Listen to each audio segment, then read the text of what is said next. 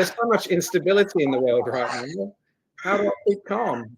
I was thinking about this when I read this the other day. I think being calm is actually quite a bit of a luxury today in today's environment.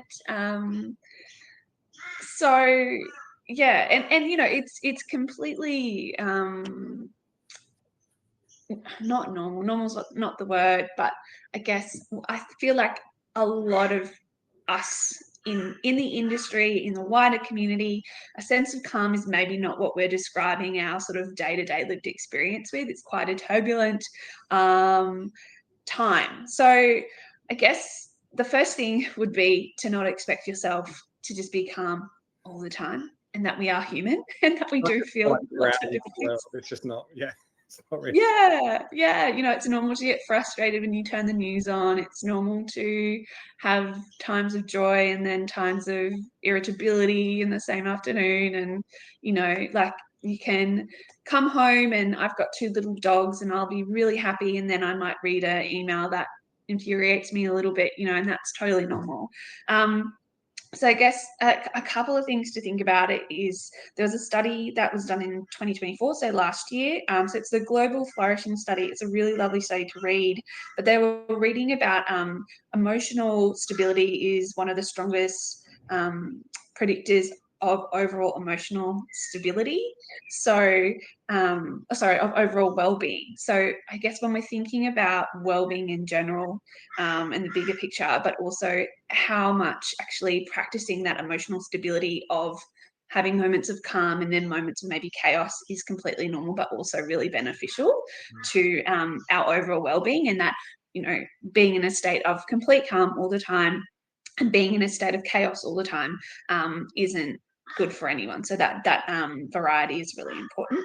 The big one, particularly I think in our global conditions, our Australian election environment, the environment of where we sit currently, is focusing on what we can control. Because a lot of the time we get frustrated with what we can't control, whether that be people's actions, perspectives, conversations. What we can control is how the actions we do, how we perceive things. So focusing on that.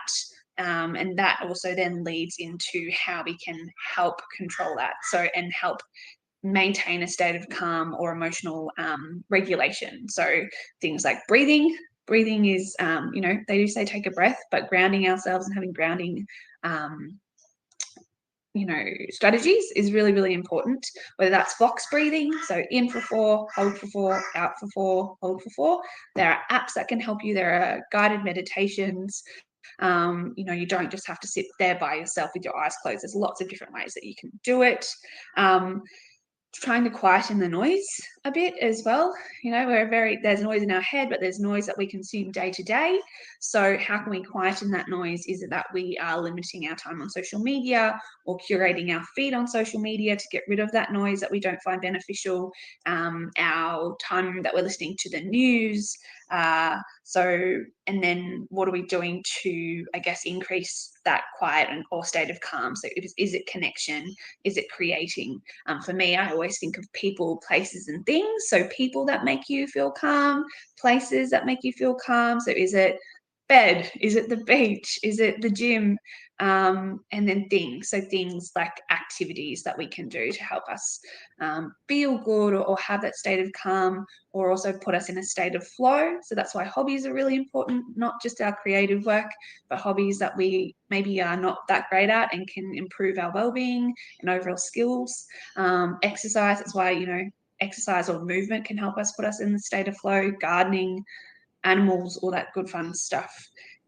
So yeah, I think there are probably some things, but I would say look at how you can control and how can you ever so slightly, you know, change your routine or the things that you're surrounding yourself with to help create that state of calm, or even ask those people that you admire in your workplace or your community how they have a state of calm at work, at home, etc.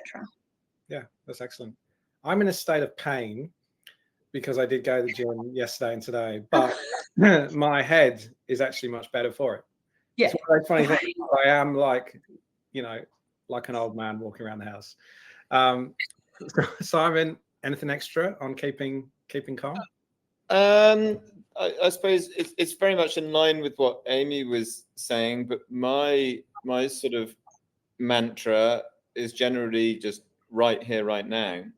So grounding myself in the present, because I realize that so much of the turmoil in my head and even in my heart is either stuff about the past or frequently anxiety about what might and could happen in the future. And 9 times out of 10, what is actually currently right here, right now, is pretty bloody good. And so when my old business partner Jules Hole and I were locking up the hallway, literally because we had to send everyone home because it was COVID, that's what I said to Jules. Said, mate, this is a brilliant opportunity for us just to focus on the right here, right now.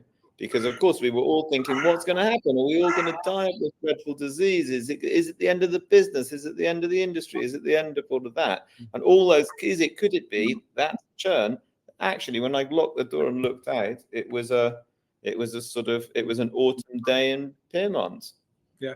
And I was, alive. I was going home to see my kids, and actually the right here, right now is pretty good. So that works for me, maybe.